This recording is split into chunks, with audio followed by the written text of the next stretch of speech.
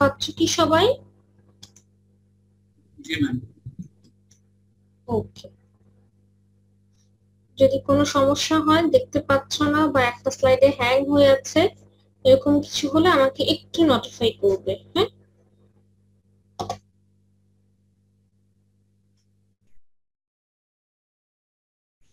আমি স্লাইড শোটা দিলাম না, পিসি হ্যাং করছে, দ্যাটস ওয়াই। আশা করি দেখতে পাচ্ছ। ওকে, সো আমরা সেমান্টিক অ্যানালাইসিস করেছিলাম, খুব সহজ সেমান্টিক অ্যানালাইসিস। হ্যাঁ, আমরা লেক্সিক্যাল সিনট্যাক্স পার্সিং এর একটা ছোট্ট পার্সার, অ্যাডভান্সড পার্সিং এর কিছু টেকনিক বাকি ছিল মনে আছে আমার। তো আমরা সেটাতে ব্যাক করতে পারবো ইনশাআল্লাহ সবার লাস্টে অ্যাডভান্সড পার্সিং এর টেকনিকটা যাব। সো এখন আমরা একটু বাকি ফেজ মানে কোনগুলো? সেমান্টিক, ইন্টারমিডিয়েট কোড জেনারেশন, কোডের optimisation and finally code generation. এই ফেজগুলো খুব ছোট ছোট, এক একটা ক্লাসই হয়তো ইনশাআল্লাহ শেষ হয়ে যাবে। তো এই ফেজগুলো আমি একটু শেষ করে আসতে চাচ্ছি। হ্যাঁ, তো আমরা সেমান্টিক অ্যানালাইসিস মোটামুটি টাচ করেছিলাম একদিন। তো সেটা ছিল কি মনে আছে সবার? সেটা কি ছিল? কনটেক্সট ফ্রি গ্রামার দিয়ে আমরা সিনট্যাক্স অ্যানালাইসিস করেছিলাম, সবার মনে আছে? যেটা সিনট্যাক্স ট্রি করেছিল, পার্সার করেছিল। সো কনটেক্সট ফ্রি গ্রামারের সাথে সিনট্যাক্সের নিয়ম কানুন বা রুলস গুলো থাকতো, বাট সেখানে শুধু সিনট্যাক্স থাকলেই হবে না। আমরা জানি সিনট্যাক্সটাকে ইভালুয়েট করার জন্য তার মিনিংটা অ্যাসোসিয়েট করে দিতে হবে। যেমন এখানে একটা ছোট্ট রুলস দেওয়া আছে যে expression implies expression plus term. বোঝা যাচ্ছে এটা একটা অ্যাডিশনের একটা grammatical rule, simple rule. But এই রুলটা আসলে কি করতে বলছে? আমরা হিউম্যান বিং আমরা বুঝতে পারছি যে আমরা আসলে দুটো টার্ম, এক্সপ্রেশন এন্ড টার্মকে আমরা অ্যাডিশন করতে চাচ্ছি। বাট কম্পাইলারকে এটা বলে দিতে হবে যে আসলে আমরা কি করতে চাচ্ছি। এই যে আমি বললাম অ্যাডিশন করতে চাচ্ছি, তো সেটাও কম্পাইলারকে বলে দিতে হবে। কারণ কম্পাইলার বুঝতে পারছে ই প্লাস টি, এক্সপ্রেশনকে ভেঙে ও হয়তো এক্সপ্রেশন প্লাস টার্ম এই ফরম্যাটটা আনবে। বাট আনার পরে আসলে কি ভ্যালুটা অ্যাকচুয়ালি লেফট সাইডে যাবে সেটাও বুঝতে পারবে না আনটিল তুমি সেমান্টিক রুলসটা বলে না দাও। সো এই জায়গাটায় ব্র্যাকেটে সেমান্টিক রুলসটা, হ্যাঁ আমি বুঝলাম সিনট্যাক্স ঠিক আছে, ওকে ফাইন, কিন্তু সিনট্যাক্স ঠিক থাকলেই হবে না, সিনট্যাক্সটার মিনিংটা কম্পাইলারকে বলে দিতে হবে। যদি কোনো রুলস বলে না দেই তাহলে বুঝতে পারে না অ্যাকচুয়ালি প্লাস মানে সে বুঝলো হ্যাঁ প্লাস একটা টোকেন, ইয়ে এক্সপ্রেশন একটা টোকেন, টি একটা, দুইটাই কি নন টার্মিনাল, টি এরও আবার পরবর্তীতে আরো হয়তো আরো রুলস থাকবে। সো হতে পারে সেটা ডিজিট বা নিউমেরিক্যাল যেটাই হোক না কেন। সো সেই আমরা টোকেন আইডেন্টিফাই করেছি, সিনট্যাক্স আইডেন্টিফাই করেছি, বাট এই সিনট্যাক্সটার অ্যাকচুয়াল মিনিংটা আমরা সেমান্টিক অ্যানালাইসিসে দেখব। মিনিংটা লেখার জন্য আমরা আসলে কি করব? প্রত্যেকটা গ্রামারের প্রোডাকশন রুলের সাথে সেমান্টিক রুল আমরা অ্যাড করব। সো আমরা গতদিন পড়েছিলাম লাস্ট থিওরি ক্লাসটাতে। সো আমাদের এখানে তাহলে লেক্সিক্যাল অ্যানালাইসিসকে তো লাগবেই, কারণ লেক্সিক্যাল অ্যানালাইসিস ছাড়া কনটেক্সট ফ্রি গ্রামারটা বুঝতেই পারবে না compiler. So context free grammar অবশ্যই লাগবে, এবং কনটেক্সট ফ্রি গ্রামার লাগার মানেই হচ্ছে লেক্সিক্যাল অ্যানালাইসিসকেও লাগবে। সো তার সাথে নতুন যে টার্মটা আমরা যোগ করছি দ্যাট ইজ সেমান্টিক রুলস। হ্যাঁ, সো যেটাকে ইকুয়াল সাইন দিয়ে কি লিখেছি? সিনট্যাক্স ডিরেক্টেড ডেফিনিশন, অথবা বলা হয় সিনট্যাক্স ডিরেক্টেড ট্রান্সলেশন। সো আমরা সিনট্যাক্স ট্রিটা তৈরি করব আগের মতোই, পার্স ট্রি তৈরি করব এখানেও। বাট এই পার্স ট্রিটা কি হবে? পার্স ট্রির প্রত্যেকটা রুলের সাথে মিনিংটা অ্যাসোসিয়েট থাকবে।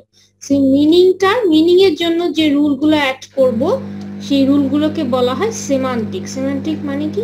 মিনিং। হ্যাঁ, সো আগের জিনিস সবকিছুই লাগছে, সিনট্যাক্স অ্যানালাইসিস, লেক্সিক্যাল অ্যানালাইসিস লাগছে। সো আমি এই ছোট্ট এক্সাম্পলটা গতদিন দিয়েছিলাম, যেমন এটা সিনট্যাক্টিক্যালি রাইট বাট অ্যাকচুয়ালি কি মিনিংলেস, কারণ এ একটা ইন্টিজার কিন্তু তার মধ্যে আমরা স্ট্রিং ভ্যালু রাখতে চাচ্ছি। বাট এটা একটা ভ্যালিড অ্যাসাইনমেন্ট এক্সপ্রেশন, তাই না? সিনট্যাক্স অনুযায়ী ঠিক আছে, বাট পরবর্তীতে যখন এই ভ্যালুটা চেক করবো যে অ্যাকচুয়ালি কি ভ্যালু রাখছি, এ একটা ইন্টিজার কিন্তু তার মধ্যে রাখছি কি? String value. সেই ভ্যালুটা অবশ্যই একটা ইন্টিজার হওয়া উচিত ছিল।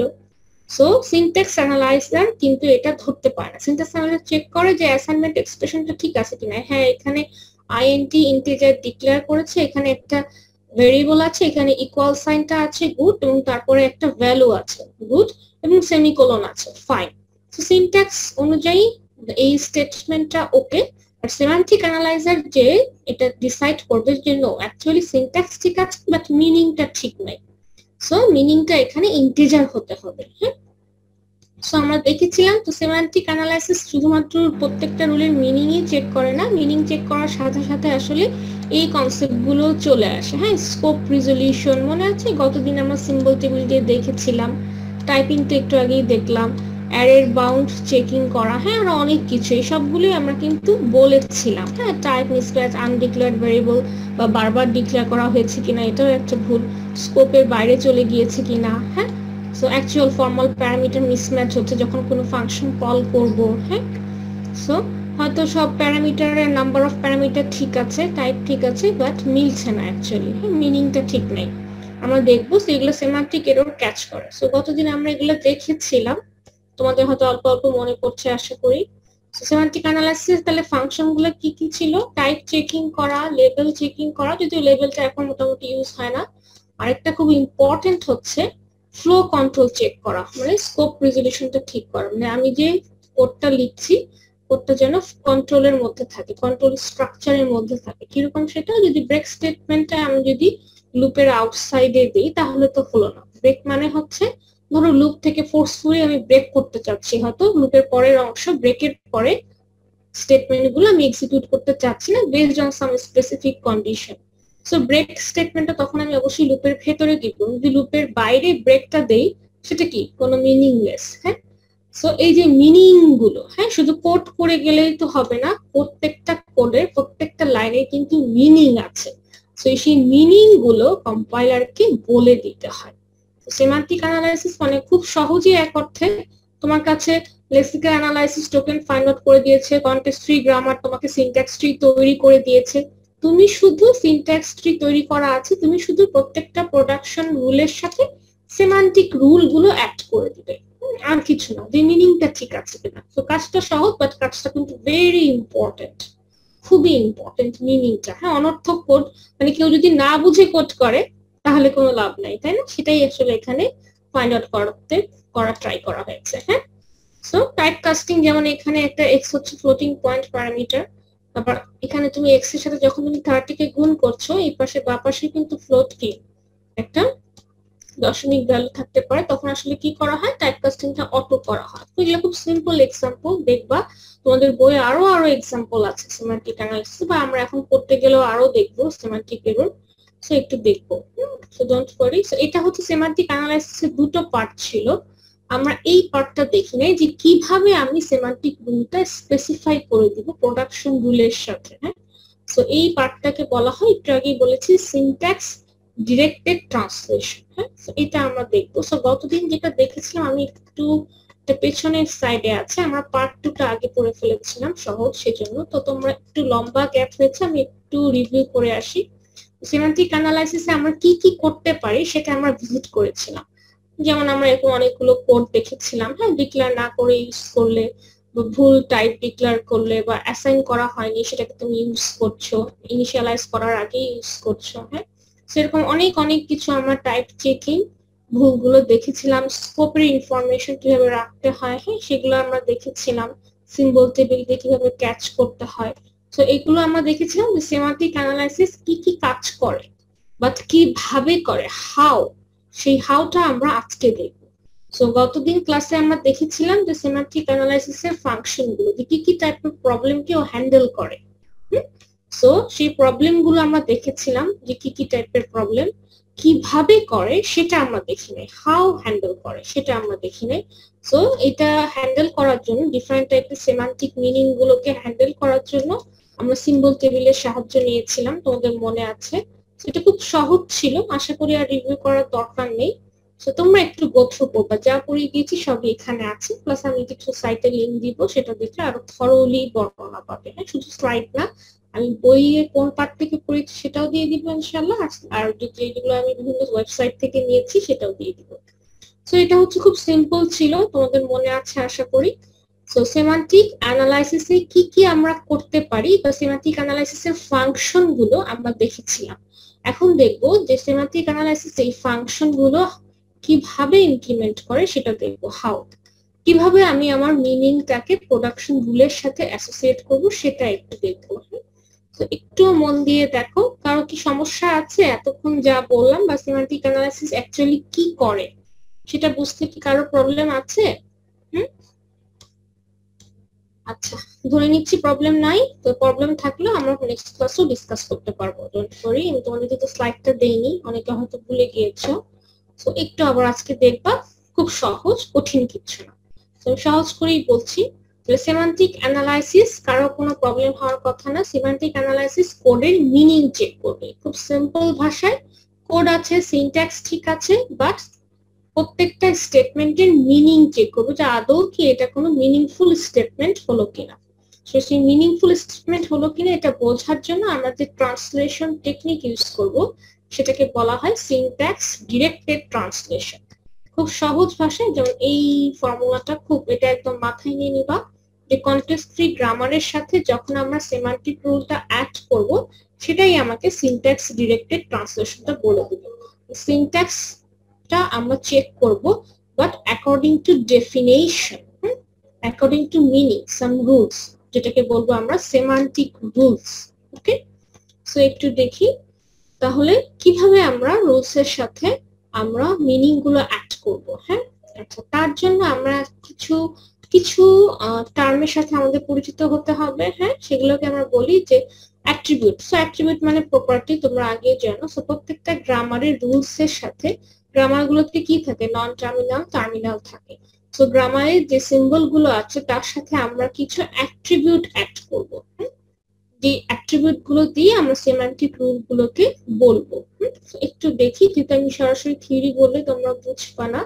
সো এখন তাহলে গ্রামারটাকে কি বলছিলাম এতক্ষণ, কনটেক্সট ফ্রি গ্রামার। হ্যাঁ, সো কনটেক্সট ফ্রি গ্রামারের সাথে যখন আমরা সেমান্টিক রুল গুলো স্পেসিফাই করব তখন আমরা কিছু অ্যাট্রিবিউট অ্যাড করবো। এর জন্য এই গ্রামারটাকে এরকম বলা হয় অ্যাট্রিবিউট গ্রামার। অ্যাট্রিবিউট গ্রামার কখন ইউজ করব, সেমান্টিক অ্যানালাইসিসের জন্য। কেন, প্রোডাকশন রুলে যে আমার যে নন টার্মিনাল গুলো আছে, প্রোডাকশন রুলে যে নন টার্মিনাল গুলো আছে, এই নন টার্মিনাল গুলোর সিম্বল গুলোকে কোথাও রাখার জন্য বা স্টোর করার জন্য, সেটা কথা মেমোরিতে সেভ করার জন্য আমরা কিছু অ্যাট্রিবিউটের হেল্প নিব। যেমন এখানে আমাদের সিম্পল একটু আগে এই রুলটা দেখেছিলাম যে expression implies expression plus term. যে এক্সপ্রেশন আর টার্ম অ্যাকচুয়ালি কি, পরবর্তীতে আসলে এটা হয়তো ডিজিট হতে পারে বা ভেরিয়েবল হতে পারে।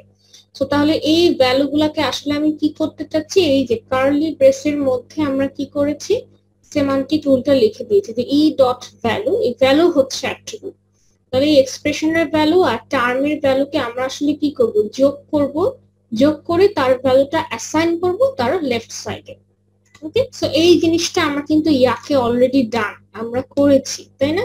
ইয়াকে যখন আমরা প্রোগ্রাম করেছিলাম আমরা কিন্তু এইভাবেই যখন গ্রামারটা লিখেছি, প্রত্যেকটা গ্রামারের প্রত্যেকটা রুলের পাশে আমরা কিন্তু কার্লি ব্রেসের ভেতরে এইভাবে করে আমরা কিন্তু সেমান্টিক রুল গুলো লিখে দিয়েছিলাম। তার মানে আমরা কিন্তু থিওরি পড়ার আগেই প্র্যাকটিক্যালি এটা করে ফেলেছি। তাহলে তোমাদের জন্য আরো ইজি হবে, কি বলতে চাচ্ছি, তাই না? সো আশা করি এখানে আর মনে হয় কোনো সমস্যার কিছু নাই। তাহলে এইভাবে করে আমরা কি করতে পারি, প্রত্যেকটা প্রোডাকশনের সাথে সেমান্টিক রুলটা যোগ করে দিতে পারি। সো আরো কিছু এক্সাম্পল দেখি। আচ্ছা, তো এই যে আমি অ্যাট্রিবিউটের কথা বললাম, অ্যাট্রিবিউটটাও আবার দুটো ক্যাটাগরি হতে পারে। কি কি ক্যাটাগরি হতে পারে? এক ধরনের অ্যাট্রিবিউটকে বলা হয় সিনথেসাইজড অ্যাট্রিবিউটস, আরেক ধরনের অ্যাট্রিবিউটকে কি বলা হবে, ইনহেরিটেড অ্যাট্রিবিউট। যেহেতু অ্যাট্রিবিউট গুলোর হেল্প আমার লাগবে, কারণ অ্যাট্রিবিউটের থ্রুতেই আমি কি করছি, সেমান্টিক রুলের ভ্যালু গুলো, সেমান্টিক রুল অনুযায়ী আমরা যে ভ্যালু গুলো ক্যালকুলেট করছি সেটা আমরা মেমোরিতে সেভ করছি। সো অ্যাট্রিবিউটের ভ্যালু কে কার উপর ডিপেন্ড করছে, এই ডিপেন্ডেন্সি অনুযায়ী অ্যাট্রিবিউটকে আমরা আবার দুটো ক্যাটাগরিতে ভাগ করতে পারি। হ্যাঁ, একটা হচ্ছে সিনথেসাইজটা, খুবই সহজ, খুবই সিম্পল। হ্যাঁ, একটু দেখো, একটা হচ্ছে যে অ্যাট্রিবিউট গুলোর ভ্যালু ডিপেন্ড করবে তার চাইল্ড নোডের উপরে। যে অ্যাট্রিবিউট গুলোর ভ্যালু তার চাইল্ড নোডের উপর ডিপেন্ড করবে। যেমন আমরা যদি লেফট সাইডের ই থেকে দেখি, লেফট সাইডের এই ইটা ডিপেন্ড করছে তার রাইট সাইডের ই এবং টার্মের ভ্যালুর উপরে, তাই না? এই ই এর ভ্যালুটা ডিপেন্ড করছে তার, এটা আসলে যদি পার্স ট্রির মতো করে ড্র করো তাহলে ই এর অ্যাকচুয়ালি এভাবে করে আসলে ই প্লাস টি এই তিনটে আসলে কি হবে আমরা পাঁচটা ড্র করলে দেখবো এরা হচ্ছে এরা আসলে চাইল্ড, তাই না? এই লেফট সাইডের ইটা হচ্ছে প্যারেন্ট, আর এই ই ইমপ্লাইজ রাইট সাইডে যারা থাকবে যে সিম্বল গুলো তারা আসলে এই লেফট সাইডের ইর চাইল্ড। তার মানে লেফট সাইডের এক্সপ্রেশন এই নন টার্মিনালটার ভ্যালু ডিপেন্ড করছে তার চাইল্ড নোড গুলোর ভ্যালুর উপর। কোন দুইটা? এই দুইটা চাইল্ড নোড ই আর টির উপরে। সো এইটাকে বলতে পারি আমরা সিনথেসাইজড অ্যাট্রিবিউটস। ওকে, সো তাহলে এই অ্যাট্রিবিউট গুলো হচ্ছে নন টার্মিনালস, যেগুলো কই থাকে? Left hand side of the production, তাই না? আর চাইল্ড নোড গুলো কই থাকবে? যে ভেরিয়েবল গুলো আমার প্রোডাকশনের রাইট হ্যান্ড সাইডে থাকে, আর ইট ইজ মানে রাইট হ্যান্ড সাইড। ওকে, এটাই কিন্তু বললাম। ওকে, সেটা হচ্ছে খুব সিম্পল প্রোডাকশন রুল, যার জন্য খুব সিম্পল সেমান্টিক রুল। সো আমাদের অনেক ধরনের এরকম গ্রামারও আমরা এরপরে দেখবো, যে গ্রামারের ক্ষেত্রে অ্যাট্রিবিউট ভ্যালুটা ডিপেন্ড করবে কার উপর? তার প্যারেন্টের উপর এন্ড অর। ওকে, তার মানে থাকতেও পারে নাও থাকতে পারে সিবলিংস এর উপর। হ্যাঁ, হতে পারে প্যারেন্টস এন্ড সিবলিংস দুটোর উপরই ডিপেন্ড করছে, অথবা আইদার প্যারেন্ট অর সিবলিংস এর উপর ডিপেন্ড করছে। ওকে, তার মানে কি এই ভেরিয়েবল গুলো লেফট সাইডেও থাকতে পারে প্রোডাকশনের, রাইট সাইডেও থাকতে পারে। সো এই অ্যাট্রিবিউটস গুলা non terminal on the right hand side of the production. তার মানে যার উপর ডিপেন্ড করছে সেগুলো কি দুই সাইডেই থাকতে পারে। আর এই ইনহেরিটেড অ্যাট্রিবিউট গুলো কোন সাইডে থাকবে? এগুলো থাকবে রাইট হ্যান্ড সাইডে। কেন রাইট হ্যান্ড সাইড? যেমন একটু আগে আমরা যে এক্সাম্পলটা দেখছি এটা কিন্তু এটা বোঝা যাচ্ছে যে এই লেফট সাইডের ইটা কিন্তু সিনথেসাইজড অ্যাট্রিবিউট, কারণ এর ভ্যালুটা এটার উপর ডিপেন্ড করছে। সো আমরা অন্য আরেকটা এক্সাম্পল নেই যেখান থেকে আমরা ইনহেরিটেড অ্যাট্রিবিউটটা দেখতে পাবো, যেমন S implies ABC for example. So আমরা যদি ধরি যে এটা একটা রুলস দেয়া আছে, হ্যাঁ এটা একটা সিনট্যাক্স ট্রি, ধরো এটাকে আমরা যদি এভাবে দেখাই যে এটা হচ্ছে আমার, আচ্ছা ধরো এটা হচ্ছে S implies A B C. হ্যাঁ, সো যদি এর ভ্যালুটা A can get values from S B and C.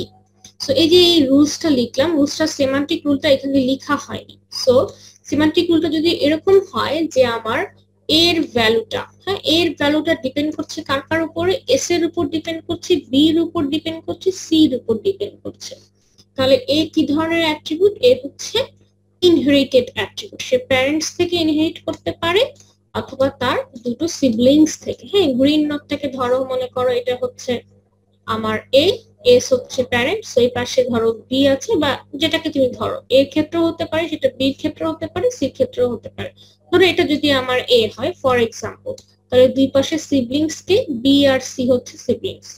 So S implies ABC, তো এটা ক্ষেত্রে আমরা বেটার হচ্ছে এটাকে এ না ধরে ধরো এটা হচ্ছে আমার বি। সিকোয়েন্সটা খুব ইম্পর্টেন্ট, সেজন্য আমরা ইচ্ছা মতো র্যান্ডমলি ধরবো না। সো গ্রিন নোটটা ধরো হচ্ছে বি। সো এই বি যদি ডিপেন্ড করে এস এর উপরও, তার মানে তার প্যারেন্টের উপরও ডিপেন্ড করছে। এটা রেড রেড অবশ্যই মিলে গেল, কালার চেঞ্জ করতে হবে।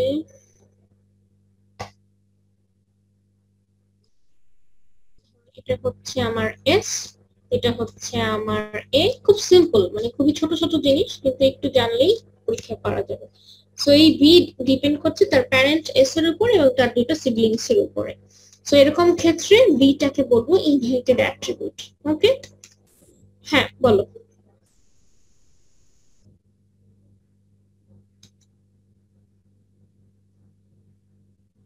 ফ্যাক্টর ইকুয়ালস টু মানে implies ID. Factor implies ID, এটা বলছো কি?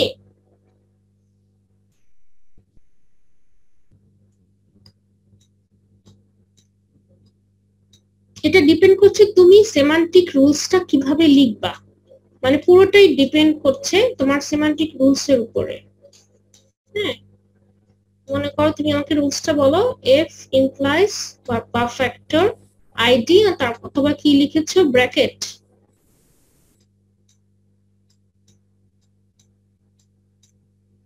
পেয়ার অফ প্যারেন্থেসিস, তাই না? রাইট, একেবারে শুরুতে মানে শুরুতে ছিল। হ্যাঁ, এখন ডিপেন্ড করছে তুমি সেমান্টিক রুলসটা কিভাবে লিখবা। মনে করো এই যে আমি এই রুলসটা লিখলাম, এটা কিন্তু কোনো মিনিং নাই, সে শুধু সিনট্যাক্স চেক করবে যখন সে কোন রুট নোড থেকে। ধরো তুমি একটা ইনপুট দিয়েছো, ইনপুট এক্সপ্রেশনকে সে রিচ করার জন্য হয়তো রুট থেকে যদি শুরু করো, টপ ডাউন হোক অথবা বটম আপের ক্ষেত্রে বটম থেকে শুরু করো, সে হচ্ছে এই অনুযায়ী, এই রুলসটা অনুযায়ী, সিনট্যাক্স অনুযায়ী সে পার্স করার ট্রাই করবে। এখন কোন নোডটা কার উপর ডিপেন্ড করছে, হ্যাঁ মনে করো তুমি যদি এতটুকু লিখে আমাকে দাও, মনে করো তোমাকেও যদি আমি জাস্ট এতটুকু লিখে দিই বা এতটুকু যদি আমি লিখে দিই, ধরো কারো ডিপেন্ডেন্সির কথা আমি এখানে বললাম না, তো এটা কিন্তু তাহলে আনডিফাইন্ড। তুমি যতক্ষণ পর্যন্ত জানতে না পারছো যে এই রুলসটার মিনিং কি, তো তুমি কিভাবে মিনিংটা লিখবে তার উপর ডিপেন্ড করে কিন্তু ডিপেন্ডেন্সিটা বলতে হবে। তুমি যেভাবে বলবে কম্পাইলার সেভাবে কাজ করবে। বুঝতে পারছি? সো এই এতটুকু, এটা হচ্ছে একটা, তুমি একটা প্রোডাকশন বললে, যে কোনো কনটেক্সট ফ্রি গ্রামারে তুমি একটা প্রোডাকশন রুল বললে। এখন তুমি এটাকে কিভাবে ইভালুয়েট করবে, ইভালুয়েটের মিনিংটা তোমাকে এখানে সেমান্টিক রুলে বলে দিতে হবে। সো তুমি যেভাবে বলবে সেভাবে করে আমরা এটাকে ইভালুয়েট করব। ঠিক আছে? যেমন এফ কে ভাঙলে আমরা আইডি পেতে পারি, অথবা এফ কে ভাঙলে আমরা তাদের দুই পাশে দুইটা নোট পাচ্ছি, দুইটা সিম্বল পাচ্ছি। আসলে একটা লেফট প্যারেন্থেসিস, রাইট প্যারেন্থেসিস, তারপর মাঝখানেটা হচ্ছে ক্যাপিটাল ই। এই ক্যাপিটাল ইটাকে এক্সপ্যান্ড করলে আবার আমরা স্টার্টিং নোট থেকে ধরো আরো কিছু রুলস থাকতে পারে। এখন তুমি এটাকে কিভাবে মিনিং করবে সেই মিনিংটা তোমাকে এখানে লিখে দিতে হবে। সো আমরা এখানে কোনো মিনিংটা লিখেছিলাম না, লিখেছিলাম কি কিছু? আমরা অবশ্যই দুইভাবে করেছিলাম। আমরা একটা করেছিলাম যে আমরা রুলসটা, ব্র্যাকেটের রুলসটা যেহেতু অটোমেটিক ব্র্যাকেটের ভিতরে থাকবে, সো অটোমেটিক এটা আগে ইভালুয়েট হবে, সেই ক্ষেত্রে আমরা কোনো রুলস লিখি নাই, তাই না? আমরা লিখেছিলাম কি কি লিখি নাই। সো এরকম কেস আমরা আসবে একটু পরে, ডোন্ট ওয়ারি, আমরা এটা দেখবো। সো এইটুক লিখলে এটা কেউ কিছুই বুঝতে পারবে না। মনে করো শুধু তোমাকে যদি আমি এই লাইনগুলো সব কেটে দেই, কিছু যদি না বলি, তুমি কিন্তু এই রুলসটা দেখে কিছু বলতে পারবে না যে কে কার উপর ডিপেন্ড করছে। ধরো এস কে ভেঙে এবিসি পেলাম, তার মানেই যে ধরো এস ইমপ্লাইজ করছে এস। এক্ষেত্রে এটা তো এরকমও হতে পারতো যে এস হচ্ছে একটা সিনথেসাইজড অ্যাট্রিবিউট, এস এর ভ্যালু ডিপেন্ড করছে এবিসির উপর, এবিসি কেউ কারোর উপর ডিপেন্ডেন্সি নেই। ফর এক্সাম্পল, যেমন একটু আগে যে এই এক্সপ্রেশনটা, যেমন আমরা দুটো নাম্বারকে যোগ করবো, দুটো নাম্বারকে যখন যোগ করবো একটা আরেকটার উপর ডিপেন্ড করছে না। ঠিক আছে? দুইটার ভ্যালু এখানে ডিপেন্ড করছে, প্যারেন্টটা তার চাইল্ড নোডের ভ্যালুর উপর ডিপেন্ড করছে। সো চাইল্ড নোডটাকে যোগ করতে পারলে আমরা প্যারেন্টের ভ্যালুটা পেয়ে যাব। সো কোনো চাইল্ড তার চাইল্ডের উপর ডিপেন্ড করছে না। যদি এরকম হতো, ধরো এখানে তো জাস্ট খালি একটা রুলস, ধরো টিরও মিনিং আছে। টিটা হতে পারে হয়তো টি যোগ করার আগে টির ভেতরে হয়তো গুণ থাকতে পারে, টি কে ভাঙলে টি ইন্টু এফ, অথবা টি কে ভাঙলে টি ডিভিশন এফ, এরকম যদি থাকে তাহলে সেক্ষেত্রে সেটা কমপ্লিট করতে হবে, বা এখানে প্রেসিডেন্সি রুলও আসে। আমরা দেখবো একটু পরেই, দেখবো যে ইভালুয়েশন অর্ডারটা যখন একাধিক রুলস থাকবে, অবশ্যই সেমান্টিক রুলটা বলে দিবে যে কে কার উপর ডিপেন্ড করছে। এখানে তো জাস্ট একটা একটা রুল দিয়েছি, সেজন্য একটু আমরা মিক্স করেও দেখবো, একটু পরেই আমরা আসছি। সো কে কার উপর ডিপেন্ড করছে এটা তোমাকে সেমান্টিক রুলে বলে দিতে হবে। যেমন এখানে সেমান্টিক রুলটা বলছে যে ইর ভ্যালুটা পেয়ে গেলে, টির ভ্যালুটা পেয়ে গেলে আমি এই লেফট সাইডের ভ্যালুটা ক্যালকুলেট করতে পারবো। তার মানে এই প্যারেন্টের ডিপেন্ডেন্সি তার এই দুটো চাইল্ড নোডের উপর। এই ভ্যালুটা ক্যালকুলেট করার জন্য, অথবা এই ভ্যালুটা ক্যালকুলেট করার জন্য কোনো ডিপেন্ডেন্সি আছে কিনা, বা এটা এটার উপর ডিপেন্ড করছে কিনা, এটা ডিপেন্ড করছে টি ইমপ্লাইজ হোয়াট তার উপরে, তাই না? বা এখানে বলে দিতে হবে, যেমন এই রুলসটা কিছু বলছে না, এই রুলসটা দেখে তোমার বা আমার কারোরই বোঝার উপায় নেই যে এই দুইজনের মধ্যে কোনো ডিপেন্ডেন্সি আছে কিনা। যেমন এই রুলসটা বুঝতে পারছি যে এটা যতক্ষণ পর্যন্ত এর ভ্যালু আর টির ভ্যালু না পাবো, এই লেফট সাইডের ভ্যালুকে আমি ক্যালকুলেট করতে পারবো না। তার মানে এটার ডিপেন্ডেন্সি দুটো চাইল্ড নোডের উপরে।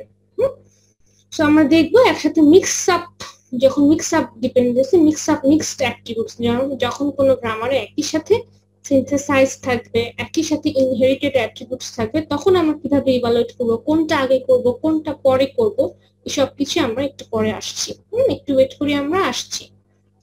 সো তাহলে টু টাইপস অফ অ্যাট্রিবিউটস আমরা জানলাম।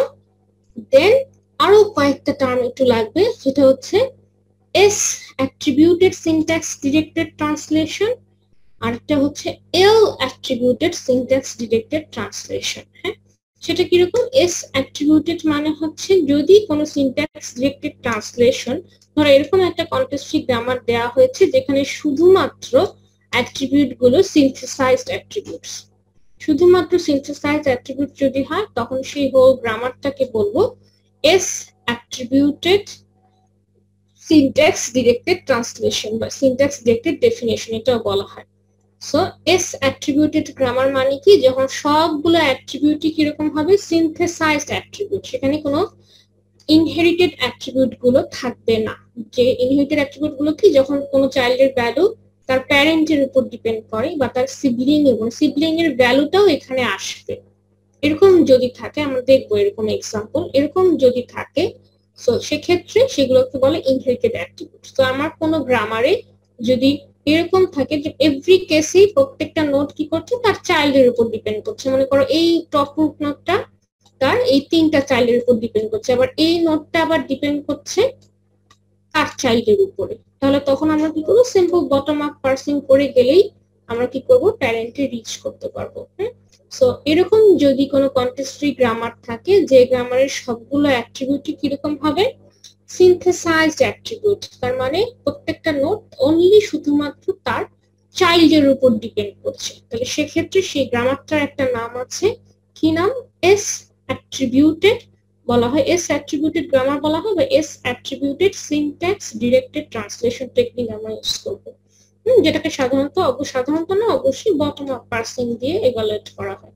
যেহেতু আমরা সহজেই বুঝতে পারছি, এখানে যেমন ই প্লাস টি, যেমন একটু আগে যে এক্সপ্রেশনটা দেখিয়েছিলাম, যেমন ই ভ্যালুটা হয়তো এক্সপ্রেশনকে ভাঙলে আমরা যেটা খুব অনেক সবচেয়ে কমন যেটা আমরা ইউজ করেছি, জানি ই ভাঙলে ই প্লাস টি, টি হয়তো ডিপেন্ড করছে আমরা টি ইনটু গুণের উপরে, বা টি থেকে সরাসরি ডিতে যেতে পারি, তো প্রত্যেকটা নোট তার চাইল্ডের উপর ডিপেন্ড করছে, তো এরকম কেসকে বলবো এস অ্যাট্রিবিউটেড গ্রামার। তো এখন আসো, যেহেতু আমরা দেখেছি যে এখন শুধুমাত্র সিনথেসাইজ অ্যাট্রিবিউট, তো এরকম গ্রামারও আমরা দেখবো, যেটা দেখি নেই, একটু হার্ড তোমাদের জন্য, একটু প্র্যাকটিস করলেও আমরা পারবো, কোনো সমস্যা নেই। তো এরকম গ্রামার মানে কি, সেই গ্রামারটার নাম হচ্ছে এল অ্যাট্রিবিউট, যেটার মধ্যে বোথ সিনথেসাইজ অ্যাট্রিবিউট থাকবে এবং ইনহেরিটেড অ্যাট্রিবিউট থাকবে, ঠিক আছে, দুই ধরনের অ্যাট্রিবিউট থাকবে, প্লাস এটার সাথে আবার এক ধরনের রেস্ট্রিকশন আছে। কি restriction? Inherited attribute can inherit values from left siblings only.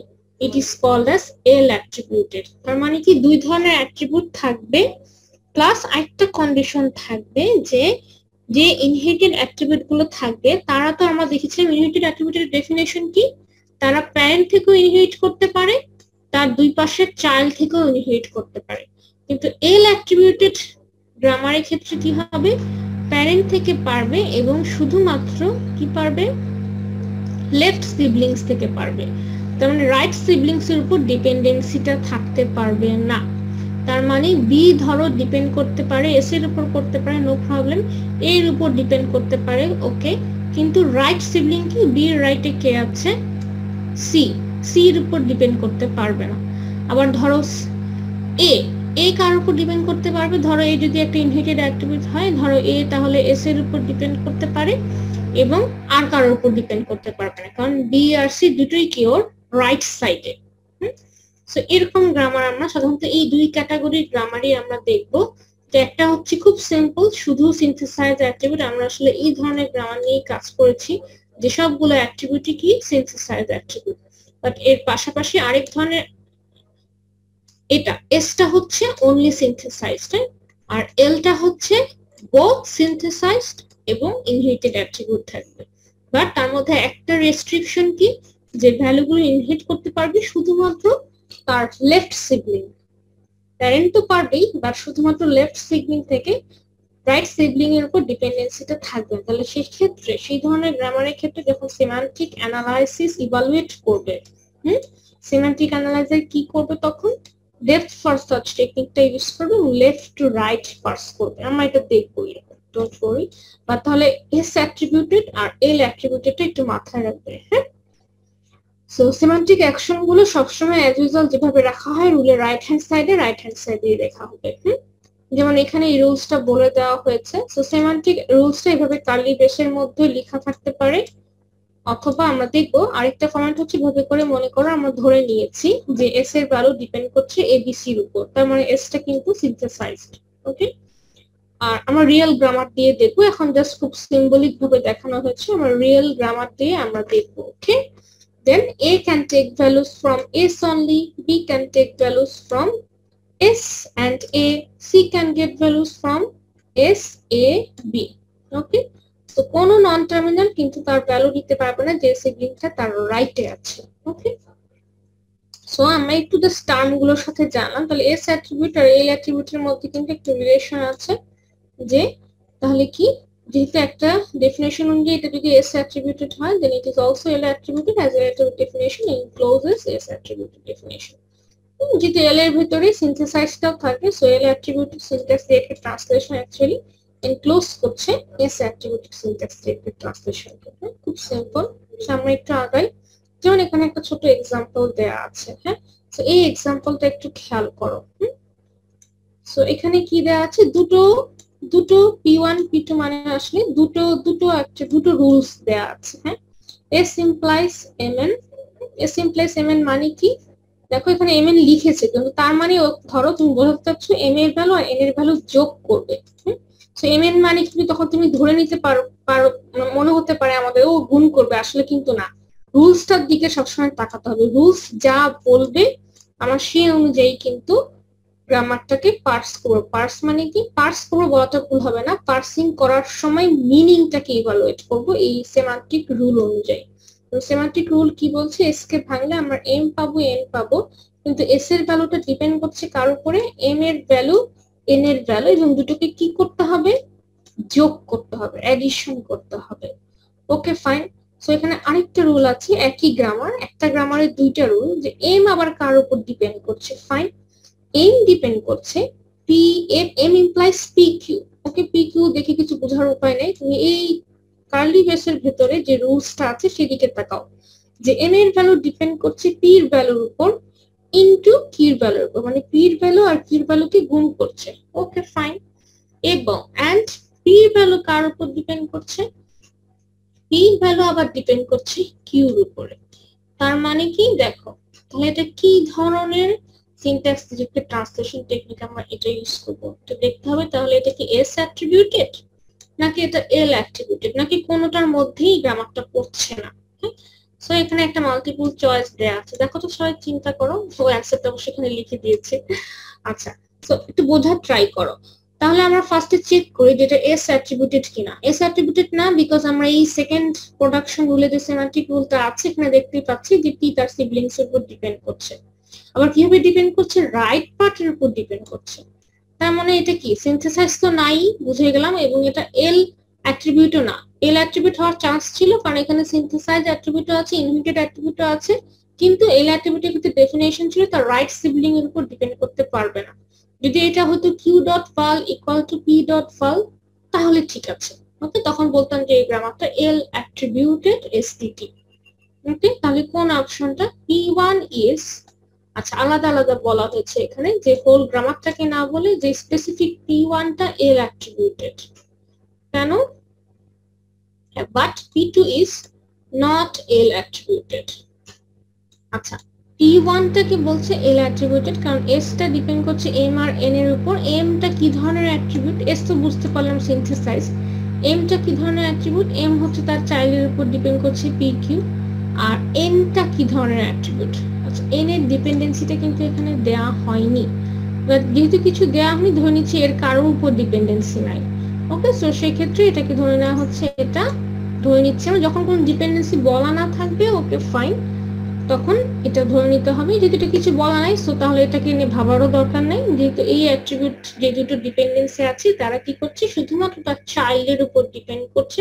So এই P1 যে রুলটা, ফার্স্ট প্রোডাকশন রুলটা এল অ্যাট্রিবিউটেড, আর সেকেন্ড প্রোডাকশন রুলটা কি, সেকেন্ড প্রোডাকশন রুলটা neither S attributed nor L attributed. কিন্তু এস পড়ছে না, এল হতো যদি উল্টাটা থাকতো, কিউ ডট ভ্যাল, ভ্যাল মানে কি ভ্যালু, হ্যাঁ, এই ভ্যাল মানে কি, ভ্যাল গুলো হচ্ছে অ্যাট্রিবিউট। ওকে, সো উল্টাতে যদি রিভার্স থাকতো Q dot val equal to P dot value, তাহলে কিন্তু এটা আমরা বলে ফেলতাম এটা এল অ্যাট্রিবিউটেড, বাট এটা এল অ্যাট্রিবিউটেডও না, এটা এস অ্যাট্রিবিউটেডও না।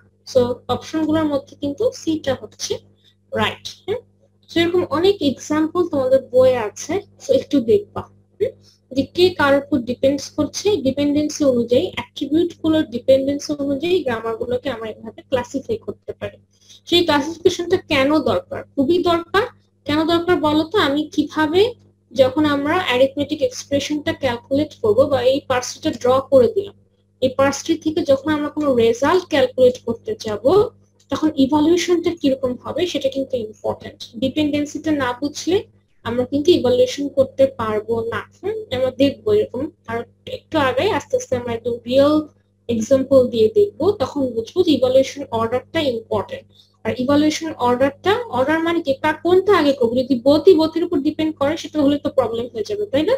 সে কে কার উপর ডিপেন্ড করছে, ডিপেন্ডেন্সি অনুযায়ী আমরা গ্রামার গুলোকে ক্লাসিফাই করবো এবং সে অনুযায়ী আমরা কি করব, সেমান্টিক অ্যানালাইসিস, সে অনুযায়ী অর্ডারটা আইদার বটম আপ পার্সিং করে যাব কিনা অথবা টপ ডাউন করে ইভালুয়েট করব কিনা, হ্যাঁ, বা সিম্পল ডেপথ ফার্স্ট দিয়ে ইউজ করে যাব কিনা।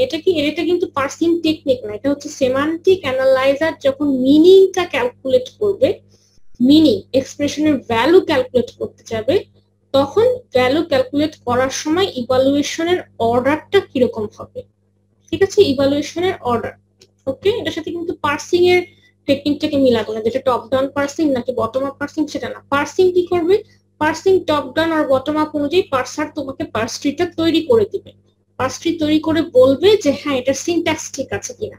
যদি পার্স ট্রিটা ড্রই করা না দেয় তার মানে কি সিনট্যাক্সেই এরো, মিনিং এ তো যাবই না।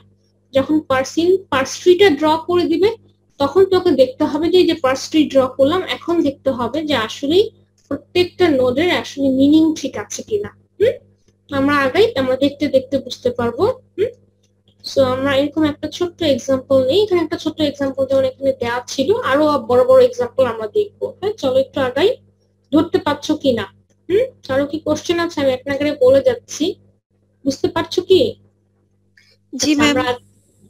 ওকে, সো আমরা একটু আগাই। হ্যাঁ, এখানে আরো কিছু লেখা বলা আছে, হ্যাঁ, খুব সিম্পল কিছু রুলস যেগুলো আমি তোমাদের অলরেডি মুখে মুখে বলেছি। হ্যাঁ, সেটা একটু নিজেরা দেখে নিবা। হ্যাঁ, আমরা একটু এক্সাম্পলে চলে যাই। প্লাস স্লাইডের নিচে কিছু নোটস দেওয়া আছে, নোটস গুলো তোমরা ক্লাসের শেষে যেহেতু আমি দিয়ে দিব, নোটস গুলো দেখবে। হ্যাঁ, এক্সপ্লেনেশনটা আমি আবার ছোট করে নোটে লিখে দিয়েছি।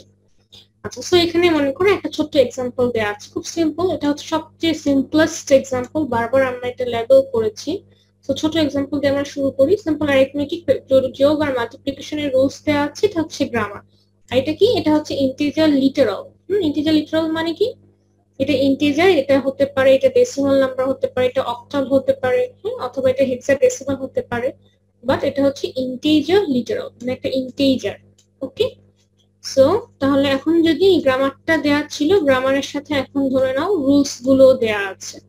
সেরকম তোমাকে এরকম গ্রামার দেয়া থাকবে, বা এরকম বলতে পারে যে গ্রামারটা দেয়া আছে, ধরো এখানে তো রুলস গুলো লিখে দেওয়া আছে, পরীক্ষায় আমি বলতে পারি এভাবে লিখে না দিয়ে আমি বললাম যে মুখে বলে দেওয়া থাকতে পারে, তুমি তখন এটাকে কোট করবে, ইনকোট করবে। তো ধরো এখানে বলে দেওয়া আছে, খুব সিম্পল, তোমরা জানো দুইটাকে যোগ করছি আর এক্সপ্রেশন ইমপ্লাইজ টার্ম মানে জাস্ট অ্যাসাইন করছি, কোনোটা হয়তো গুণ করে কমপ্লিট করছি, কোনোটা হয়তো ডিরেক্ট ভ্যালুটা আমরা অ্যাসাইন করে দিচ্ছি। হ্যাঁ, যেমন T dot val equal to F dot val. আর এফ ডট ভ্যালটা কি, সিম্পল ইন্টিজার লিটারালের লেক্সিক্যাল ভ্যালু। ইয়ার 1 মানে প্রোডাকশন 1, প্রোডাকশন 2, প্রোডাকশন 3, 4, 5। তাহলে এই সেমান্টিক রুল সহ গ্রামারটা দেয়া আছে। এখন তোমাকে একটা ইনপুট এক্সপ্রেশন দেয়া থাকবে, বলা হবে যে তুমি এটার সিনট্যাক্স ডিরেক্টেড ট্রান্সলেশনটা বের করে এটার আউটপুটটা কত হবে সেটা বলবে। সো আউটপুট মানে কি, আমরা এখানে খুব ইজিলি বুঝতে পারছি যে 3 4 12 প্লাস 2 14। কিন্তু এইভাবে লিখলে হবে না, তোমাকে পুরোপুরি ট্রিটা ড্র করতে হবে। তো কিভাবে ট্রি ড্র করবো, first of all syntax tree draw করা তো আমরা সবাই জানি। সো এইভাবে যদি ড্র করো, এটা হচ্ছে পার্স ট্রি ওর সিনট্যাক্স ট্রি, যেটা আমরা অলরেডি ড্র করেছি, তাই না? যেহেতু মাল্টিপ্লিকেশন গুণের যেহেতু প্রেসিডেন্সটা আগে, সো প্রেসিডেন্ট যার প্রেসিডেন্স আগে সে কি থাকে, আমার ট্রির কিন্তু নিচের দিকে থাকে, তাই না? তো টি ইনটু এ, কারণ 3 আর 4 কে মাল্টিপ্লাই করার পরে আমরা কিন্তু অ্যাডিশনটা করব। তো যে কোনো অপারেটরে যার প্রেসিডেন্স হাই সে কিন্তু আমার পার্স ট্রিতে নিচের দিকে থাকে, যার প্রেসিডেন্স লো সে কিন্তু পার্স উপরে থাকবে। আমরা যদি বটম আপ পার্সিংটা অ্যাপ্লাই করি তাহলে কি হবে, যার হাইয়েস্ট প্রেসিডেন্সটা আগে ইভালুয়েট হবে। সো সিনট্যাক্স ট্রি কিভাবে ড্র করব এটা আমরা পার্সিং এর করে এসেছি, এটা কোনো সমস্যা না। সো এখানে একটু আসো, প্রত্যেকটা পার্স, এটা একটু ঝাপসা, বুঝতে পারছো কিনা আমি একটু এটা স্লাইড শোতে করে আমি এটাকে একটু বড় করে দেখাই।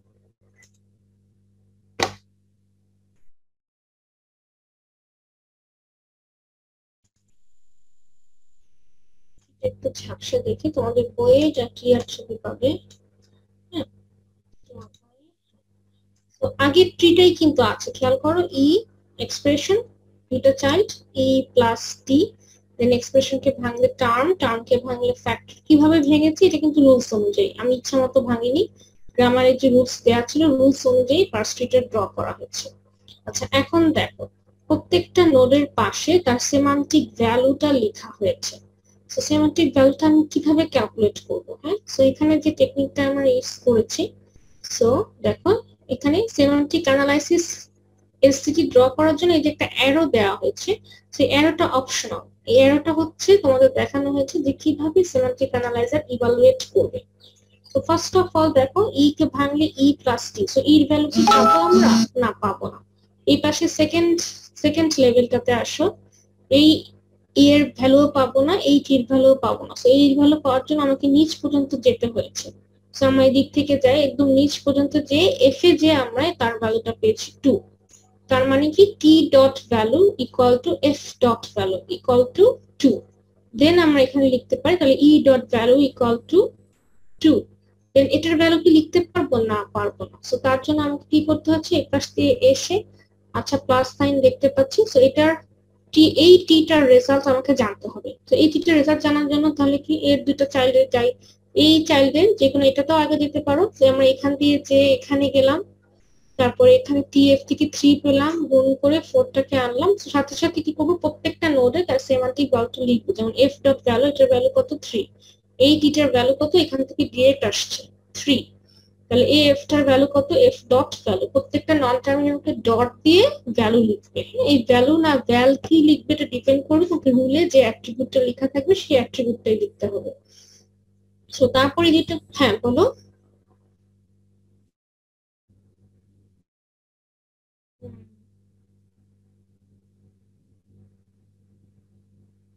হ্যাঁ, আচ্ছা, এখানে তোমাদের বোঝার সুবিধার জন্য হ্যাঁ একই সিম্বল ইউজ করা হয়েছে। নরমালি যেটা যখন করা হয় সিমেন্টিক অ্যানালাইজার একই সিম্বল থাকতো, যেমন এই টি মনে হতে পারে এই টির মধ্যে তো 2 আসছে, এটাও টি এটাও টি, তাই না? এটা তোমাদের বোঝানোর জন্য একই টি ইউজ করা হয়েছে, বাট অ্যাকচুয়ালি কি করা হয়, যেটাকে মনে করো একটা ছোট করে T1 বা T2 এরকম অ্যাড করে দেওয়া হয়। এটা তোমার, এটা নোটে আমি লিখে রেখেছি তোমাদের বোঝার জন্য, যেহেতু আমাদের এই রুলের মধ্যে সব টি ছিল, হ্যাঁ এ ইমপ্লাইজ ই প্লাস টি, তো এই জন্য আমি এটাকে ওভাররাইট করিনি। বাট এই টি আর এই টি কিন্তু ডিফারেন্ট, মনে রাখতে হবে। হ্যাঁ, যদি সিনট্যাক্সিটা এভাবে দুইটাকে টি টি লেখা হয়েছে, বাট তুমি চাইলে সিম্পলিসিটির জন্য তুমি এখানে T1 দিয়ে দাও, এখানে T2 দিয়ে দাও, বা যে কোনো একটা নোটেশন মানে সাবস্ক্রিপ্ট তুমি অ্যাড করে দাও, ইটস ওকে, ফাইন, কোনো সমস্যা নেই, ঠিক আছে। বাট একটু পরে আমরা আরো এক্সাম্পলে দেখবো, অন্যগুলো দেওয়া হয়েছে, এটা দেওয়া হয়নি। এটা খুবই important question, thank you.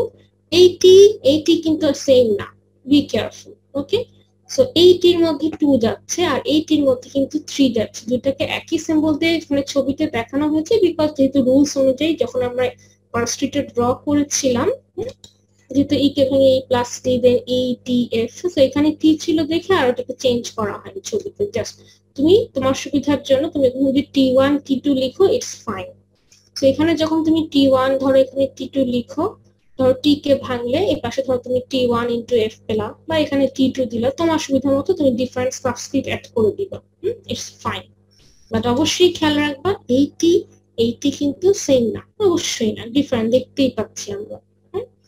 So এটা হচ্ছে খুব সিম্পল, কারণ সিম্পল কেন, এখানে প্রত্যেকটা অ্যাট্রিবিউট জাস্ট তার চাইল্ড নোডের উপরে ডিপেন্ড করছে। তাহলে আমরা কি করছি, জাস্ট প্রত্যেকটা অ্যাট্রিবিউটে তার সাব চাইল্ড বা তার আন্ডারে যে চাইল্ড গুলো আছে, চাইল্ডটা কমপ্লিট করেই তার প্যারেন্টটা পেয়ে যাচ্ছে। যখন এই দুইটা পেয়ে গেলাম, এই ই আর এইটি, সেই দুইটার ভ্যালু কমপ্লিট করে আমরা প্যারেন্টের এটা পেয়ে গেলাম। সো এটা হচ্ছে খুব ছোট্ট সিম্পল একটা example, that is STT. So এরপর আমরা আরেকটু দেখবো যে কিভাবে আমরা যখন মিক্সড অ্যাট্রিবিউট থাকবে তখন কিভাবে ইভালুয়েট করবো। সিনথেসাইজও থাকতে পারে, ইনহেরিটেডও থাকতে পারে। সো আজকে সেটা আমি পড়ালাম না, নেক্সট স্টেপে আমরা এই দুটোর কম্বিনেশনটা দেখবো। তোমাদের বই অলরেডি দেওয়া আছে, যারা খুব কিউরিয়াস তারা আজকেই দেখতে পারো, আমি নেক্সট ক্লাসে তাহলে এটা দেখাবো। আচ্ছা, সো এটার অ্যাপ্লিকেশন কোথায়, অনেক অ্যাপ্লিকেশন বুঝতেই পারছো, এগুলো জাস্ট তোমরা একটু দেখে নিবা, কিছু জাস্ট থিওরি মাঝে মধ্যে চলে আসে, বুঝতে পারছি এখানে অনেক ধরনের এক্সাম্পল, যেমন ইনফিক্স টু পোস্টফিক্স, হ্যাঁ, অ্যারিথমেটিক এক্সপ্রেশন বা ইনফিক্স টু প্রিফিক্স এক্সপ্রেশন, এই এক্সাম্পল গুলো তোমাদের বইয়ে করে দেওয়া আছে, দেখতে পাবে। তো আমি কয়েকটা এক্সাম্পল তোমাদেরকে আবার নেক্সট ক্লাসে দেখিয়ে দিব। হ্যাঁ, সো এই ছিল আজকের মতো, আর বাকিটুকু তো কতদিন পড়িয়েছি, বাট মোটামুটি আমাদের সব কনসেপ্ট জানা শেষ, শুধু আরো কিছু এক্সাম্পল আমরা প্র্যাকটিস করব জানার জন্য। সো একটু দেখবা, আজকে আর বেশি পড়াচ্ছি না, যা পড়ালাম প্লাস প্রিভিয়াস ক্লাসেরটাও একসাথে সবাই একটু দেখবা। আর আমি এখানে লেকচারের চ্যাপ্টার নামটা এখানে দিয়ে দিব, ডোন্ট ওয়ারি, এটা দেখে দেখে আবার পড়বা। তোমাদের বইয়ে প্রচুর এক্সাম্পল আছে, এক্সাম্পল গুলো দেখলে আরো ক্লিয়ার হয়ে যাবে, বিশেষ করে যখন মিক্সড অ্যাট্রিবিউট থাকবে। ঠিক আছে, তাহলে কারো